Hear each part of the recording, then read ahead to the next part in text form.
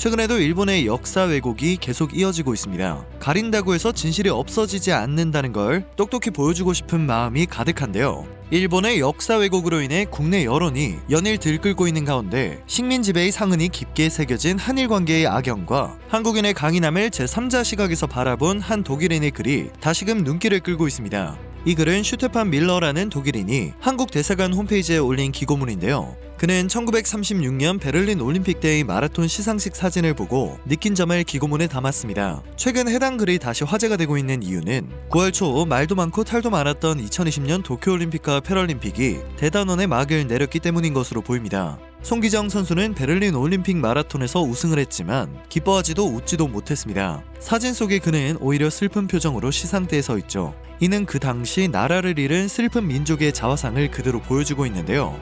베를린 올림픽과 바르셀로나 올림픽에서 각각 우승한 송기정 선수와 황영조 선수를 대비시키며 한국인의 아픔과 내재된 저력을 감동적으로 묘사한 이 글은 일본과 같은 2차 대전 가해국인 독일 국민이면서도 어느 한편에 치우치지 않은 인류 보편주의적 시각을 보여주고 있었습니다.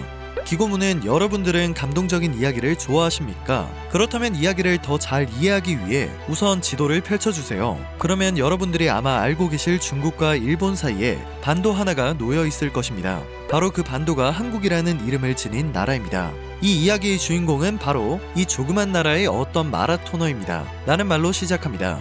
슈테판 밀러는 지도에서 보듯이 이 나라는 두 강대국 중국과 일본 사이에 끼어 있지만 놀랍게도 지난 2000년 동안 한 번도 자율성을 잃어본 적이 없다고 설명했습니다. 또 한국인들은 나라라는 말보다 민족이라는 말을 사용하는 것을 더 좋아한다고 전했죠. 그는 어느 여름날 우연히 본 한 장의 사진 때문에 이 나라, 이 민족에 얽힌 엄청난 이야기를 접하게 되었다며 이야기를 시작했습니다.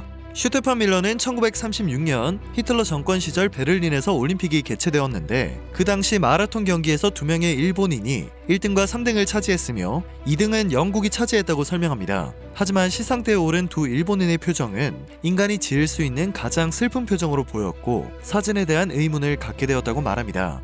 이어 왜 이 두 사람이 그런 슬픈 표정을 지으며 시상대에 올라 있는 것일까요? 라며 옛날과 마찬가지로 현재에도 가장 인간적인 종교인 유교의 영향하에 있는 이 나라, 아니 이 민족은 죽음을 미화하고 폭력을 사용하기를 좋아하는 이웃나라 일본인들을 외놈과 일본놈이라고 부르는데 불행하게도 이 민족이 외놈에 의해 정복을 당하게 되었음을 설명했습니다. 자의식이 강하고 인간의 존엄성에 큰 가치를 두는 민족이 식민 지배를 받게 되었다는 설명을 덧붙였는데요. 그는 이것을 강간에 비유할 수밖에 없고 진짜 이야기는 여기에서 시작된다고 전했습니다. 그 당시 식민지가 되어버린 나라의 불행한 젊은이들은 대부분 엄청난 고통과 시련 속에서 저마다의 꿈을 접고 살았는데 의문의 사진 속 송기정과 남승룡이라는 두 젊은이도 예외는 아니었다는 것입니다. 슈테판 밀러는 그래서 이 두 사람이 그 울분을 마라톤으로 표출할 수밖에 없었을 것이라고 추측했습니다. 그리고 이들이 수많은 일본의 경쟁자들을 물리치고 마침내 올림픽 경기에 참가할 수 있었다고 전했죠. 그러면서도 그들이 달리는 동안 무엇을 생각했을까요? 라며 올림픽 참가가 그들에게 마냥 행복한 일이 아니었음을 다시 한번 짚어주었습니다. 결국 우승을 해서 시상대에 오른 그들의 가슴에는 태극기가 아닌 일장기의 붉은 원이 붙게 되었고 시상대에도 일본의 국기가 개항되었다고 전했습니다. 그리고 잠시 대다수의 국기가 혁명과 투쟁, 승리를 상징하고 황제의 무기를 의미하지만 한국의 국기는 우주와 세상에서의 인간의 질서와 조화를 의미한다는 사실을 부가적으로 설명하기도 해 눈길을 끌었습니다. 이어 자랑스러운 태극기 대신 일장기를 가슴에 붙이고 시상대에 오른 두 젊은이는 얼굴을 푹 숙이고 자신들의 한없는 부끄러움과 슬픈 얼굴을 숨길 수밖에 없었다고 설명했는데요. 이와 함께 일본의 검열을 받고 이 기사를 실었던 한 신문은 사진에서 일장기를 지워버렸다는 사건을 함께 전했습니다. 이러한 행동이 숭고한 정신적 종교인 유교에 어울리는 독특한 저항 방식이 아니겠습니까? 라고 되묻기도 했죠. 그런데 이후 일본 정부가 해당 신문사의 폐간을 결정했다며 일본을 비판했습니다. 이렇게 야비하고 무지하고 무식한 억압이 어딨냐는 것이었습니다. 슈테판 밀러는 이야기는 다행히 여기에서 끝나지 않는다며 마침내 이 민족이 해방을 맞이하게 되었다고 설명했습니다. 그리고 이데올로기에 강요된 끔찍한 전쟁을 치르게 되었는데 그럼에도 불구하고 일명 한강의 기적을 일으키며 경제적으로 스페인이나 포르투갈보다 훨씬 더 부유한 국가로 올라서게 됐다고 기뻐했죠. 그리고 바로 이 나라의 수도 서울에서 올림픽이 개최되었다며 글을 이어갔습니다.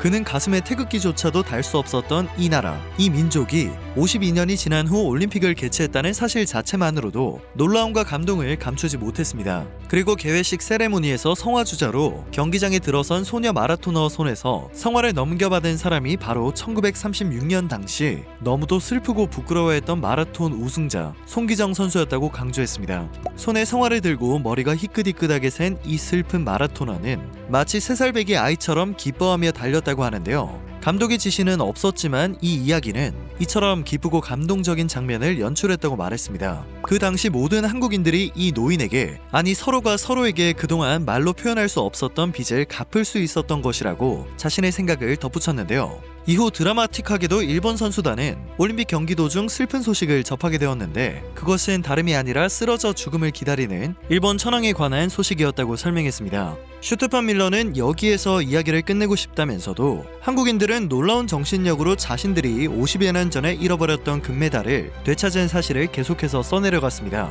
서울에서 올림픽이 개최되고 4년 후 바르셀로나 올림픽에서 늙은 송기정 선수와 비슷한 체구를 지닌 황영조라는 한 젊은 마라토너가 몬주익 언덕에서 일본과 독일 선수를 따돌리고 월계관을 차지했다고 글을 이어갔는데요. 경기장에서 태극기가 개양되었을 때 황영조 선수는 한국 국기에 경의를 표하며 기쁨의 눈물을 흘렸고 그런 다음 관중석을 향해 달려가 송기정 선수에게 메달을 선물하며 깊은 경의를 표했음을 설명했습니다. 슈테판 밀러는 황영조 선수를 껴안은 송기정 선수는 아무 말이 없었다고 전하며 자신이 이 이야기를 접했을 때 인간에 대한 믿음으로 기쁨을 감출 수가 없었다고 말합니다.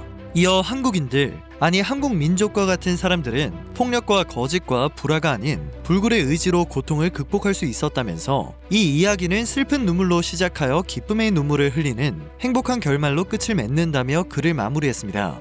역사적인 아픔을 가지고 있는 한국이 짧은 시간 동안 경제적으로 일어서는 기적에 가까운 일을 해냈고 바르셀로나 올림픽에서 황영조 선수가 우승을 거머쥔 뒤 송기정 선수와 서로 끌어안는 감격적인 장면을 누구보다 애정어린 시선으로 바라보면서 한국인을 폭력과 거짓과 불화가 아닌 불굴의 의지로 고통을 극복하는 사람들로 묘사한 것을 알 수 있습니다. 이 기고문은 게재된 지 수년이 지났는데요. 지금처럼 종종 인터넷을 통해 여전히 우리의 눈길을 끌고 있습니다. 일본에서도 가끔씩 다시 회자가 되지만 일본에서는 항상 이 글을 두고 부들대며 부정적인 반응을 쏟아내기 바쁩니다. 기고문을 쓴 독일인의 시각과 달리 과거사를 철저히 부정하고 주변국과 끊임없이 불화를 조성하는 일본인들의 협소한 시각, 너무 극명하게 대비되지 않나요? 역사를 인정하기는커녕 왜곡을 하는 일본의 파렴치함은 계속해서 이어지고 있습니다. 이제는 진절머리가 나 상대조차 하기 싫지만 관심을 끌 수도 없는 노릇인데요. 얼마 전 일본은 또 역사를 비틀었습니다. 일본 교과서의 종군 위안부나 강제 연행이라는 단어가 삭제 또는 변경된 것입니다. 앞서 일본 정부는 지난 4월 위안부 문제로 오해를 살 우려가 있다며 종군 위안부 대신 위안부를, 강제 연행 대신 징용을 사용하는 것이 적절하다는 답변서를 가기를 통해 결정한 바 있습니다. 그리고 일본 문부과학성이 얼마 전 교과서 발행회사 5개의 해당 용어 삭제 및 변경 신청을 승인한 것입니다. 물론 종군 위안부는 한국에서도 사용을 피하는 표현이지만 일본에서 사용하려는 위안부라는 용어는 피해 여성들이 일본 정부나 군의 강압 없이 자발적으로 성매매에 뛰어든 여성들이었다는 인식이 들어가 있어 파장이 일고 있습니다. 우리가 이러한 역사 왜곡 문제에 관심을 가져야 하는 가장 큰 이유는 제대로 된 역사 교육이 이루어져야 일본의 만행이 기억되고 사과도 받을 수 있기 때문입니다. 우리가 기억하고 관심을 갖는 한 일본은 진실을 끝까지 숨길 수 없을 것입니다. 오늘 전해드릴 소식은 여기까지입니다. 영상이 정보가 되셨다면 그것만으로도 감사드립니다. 늘 새롭고 유익한 뉴스를 전하는 로버튜브 되겠습니다.